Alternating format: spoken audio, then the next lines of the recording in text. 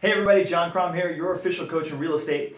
Here today with James Fleming from Country Financial. We're talking about insurance, we're talking about those pesky ice dams, and what you need to be knowing, what you need to do first, and what's covered and what's not. So James, thanks very much for being here with me. Absolutely. And so what do we do first? If we notice we've got an ice dam, we got leaking coming through the walls. Right. That's bad. But what do we do first? What you got to do is call your insurance company and submit a claim.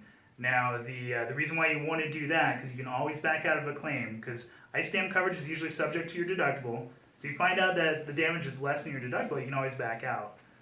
So that's the first thing you want to do, submit a claim. The second thing you want to do is call your restoration company.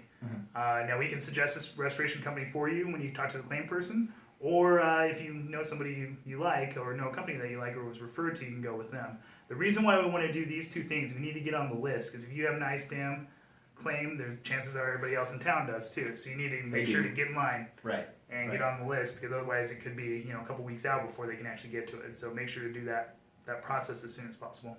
Okay, so as I understand it, not everybody covers these ice dams, but if you are covered specifically for an ice dam, what does that include or what doesn't that include? Right, so yeah, some insurance companies do, some insurance companies don't.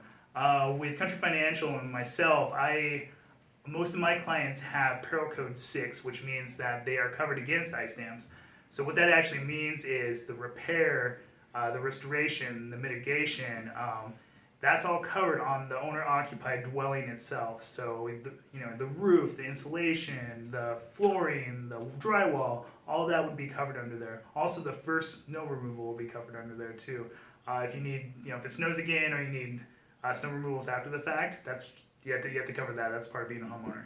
Yeah. Okay. So now I feel like everyone in Central Oregon knows about these ice dams. So it's really important to try to keep those areas clear, right? So you don't have these big bad issues. But if you do, and you're awesome with this guy, then you should be in pretty good shape.